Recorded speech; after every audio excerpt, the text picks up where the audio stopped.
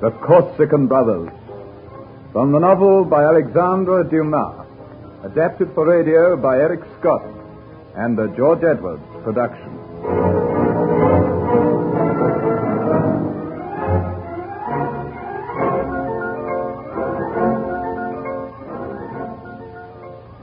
Picture Pierre Godet's amazement when he walks into an inn in Ajaccio and finds a man the exact counterpart of his friend Louis Prevost. The only difference is that this man is tanned and toughened by wind and sea and the air of Corsica, and he is dressed in peasant costume. It is then that Pierre suddenly thinks that his friend Louis has played a joke on him and has come across to Ajaccio in the cargo ship which left Toulon 20 minutes earlier. In the gaily painted inn, with its red door and green shutters and the oddly shaped bottles which line its bar, Pierre Godet roars with laughter and slaps the man Lucien de Franchi on the back. Oh, you'll always hold it against me to think that you intended to come to Corsica all the time and withheld it from me. If Monsieur thinks to joke just because he is a European... Oh, better and better. Let me look at you, Louis. By heaven, you've assumed an air.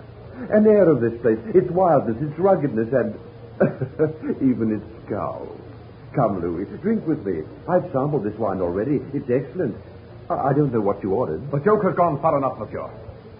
We Corsicans are hospitable people to strangers, but we don't like to be laughed at. It's no use, Louis. You can't fool me. If you thought that a peasant costume such as you're wearing, the velvet jacket, breeches and gaiters, and even a dagger and gun could fool me, you were mistaken. Here, girl, fill these glasses again. Oh, Louis, this is wonderful. You and I exploring this island together. I've already found out that you can choose between hiring horses here or buying them. 5 francs a day for hire or 150 francs to buy the horse outright. And I believe the horses will take you anywhere. They know every inch of the ground around these parts. You spoke of this dagger, Monsieur. If you seek to joke with me further, you will feel it. Stop, Camille.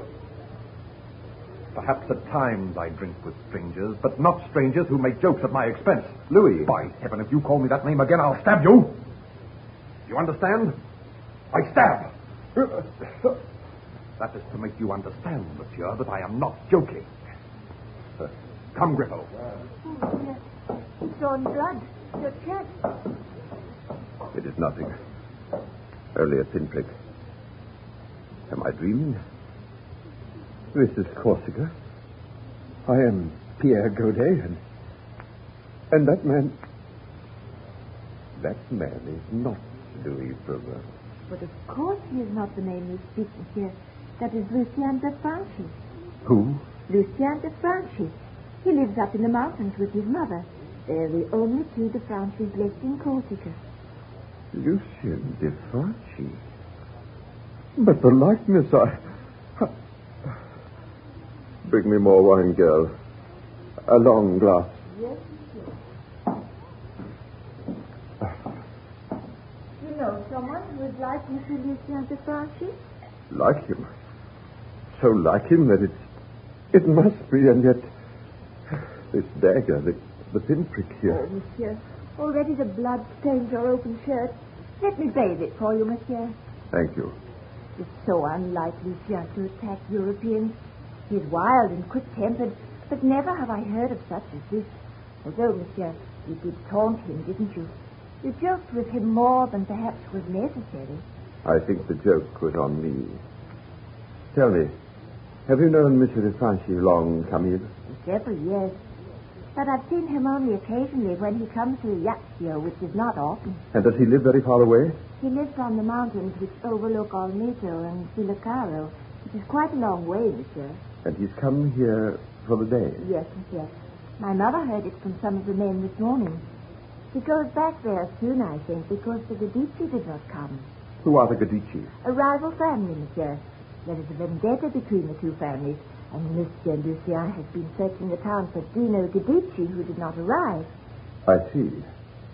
It seems that the Corsicans are quick to use their daggers. Perhaps it would be unwise to wander alone on the island. Oh, no, monsieur. All the Corsicans are honest.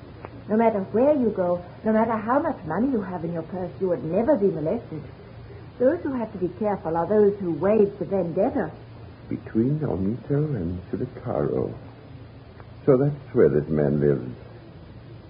I'd like to meet him again. I'd sacrifice all my holiday just to meet and talk to that man again. Why, monsieur, you're trembling. Perhaps the blade bit more deeply. If I can bathe it for you. No. I'm not upset because of this wound, Camille. It's just that... Well, I feel that I've seen a ghost. A ghost of someone whom I know now is not really here.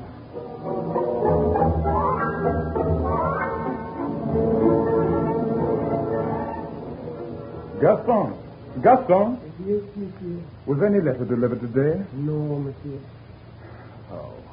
There is a fire in the library, monsieur. Thank you, Gaston. Thank you. No letter. Yet it's only the first day. I asked for too much. Why should there be a letter? To receive a letter, one should write first. I shall write at once. The paper here? Yes, and a quill. My first letter to Amelie Latouche.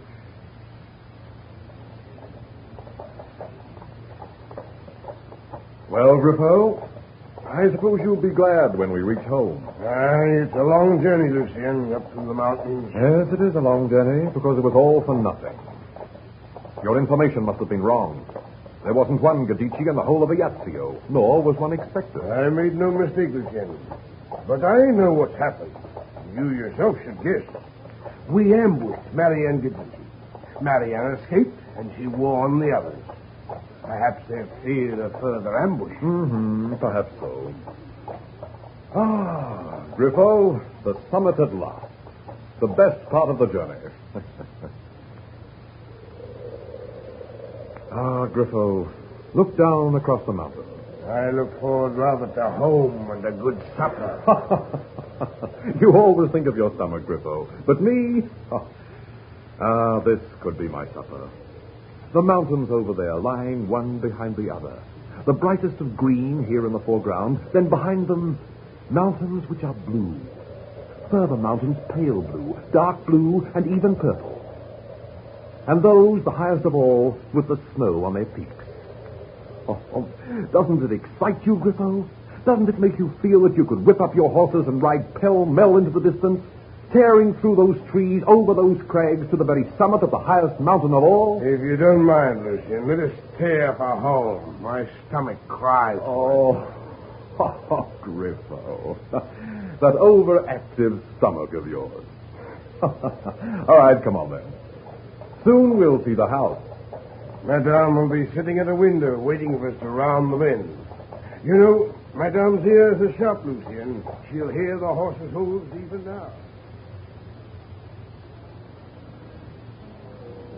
It was little wonder that Lucien de Franchi had paused at the summit of the mountain, because the wild Corsican scenery was breathtaking, almost terrifying in its rugged beauty.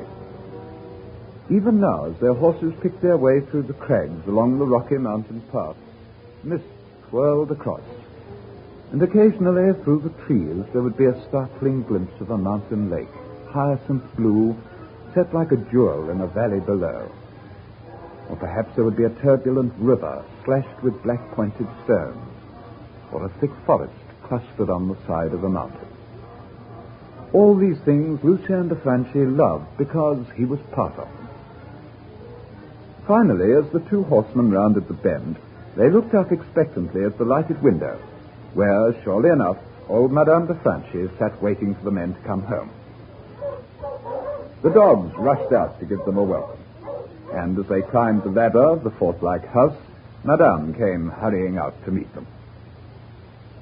You're early, Lucien. I didn't expect you for hours. Neither you nor Griffo. You didn't expect us, Mother, and yet you were waiting at the window. I heard you 20 minutes ago. You should remember that when you come from Ajaccio, the sound comes out of the valley. The sound of hoofs. But only for your ears, Madame. Surely you have the sharpest ears in Corsica. But tell me, I am aching for news. What happened, my son? Did you find any of the Gadici? Not a one, Mother, not a one. There may be 29 of them, but they're cowards. Oh, Griffo and myself think that they were frightened that I might ambush them again. So, your visit was uneventful. Not quite uneventful, madam. Tell her, Lucian. Tell her about the European. Oh, yes. A man came up to me at Camille's, a man whom I've never seen before. You almost lost your temper. Well, he tried me, Griffo. He tried me. Still, this dagger is only for the Gadici. Dagger? What is all this talk? You fought? Almost. The man pretended that he knew me. He called me Louis. He called you Louis? Yes, he slapped me on the back, laughed with me, and said that I had joked with him and that he was glad to see me. And even when Lucian asked him to stop with his jokes, he continued, madam. Until I made him understand that nobody laughs at a Franchi. Why, Mother. Mother, what's the matter? Mother. Thank you, Lucien. I feel giddy. I have. Help me to a chair. Yes, Mother. Sure, madam. This man, what was he like? Oh, middle-aged. A man of fashion, obviously. And a tourist. He talked about horses for hire. And what else did he say? What else? Horses. Listen. Horses. What? Horses on their way here. I could hear nothing, madame, but your ears will have spoken of your hearing. They come from a Yazio. The Gadici. Bar the windows. Get out the rifles. They wouldn't dare. After my meeting with Marianne Gadici, I know that she would dare anything. She's a tigress, Mother. And perhaps since I ambushed her only yesterday, she and her family might be retaliating. Griffo, go to the front door. Take up the ladder. Bar the front of the house. We shall be ready.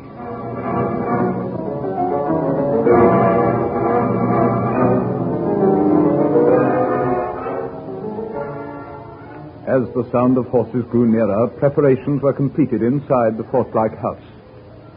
Are the Gadici closing in on their hated enemy, or does this sound of horses signify that a stranger comes? A puzzled, perplexed stranger who feels that he must delve deep down into the strange mystery which surrounds an almost incredible likeness between two human beings. You'll hear more of this in the next chapter of The Corsican Brothers.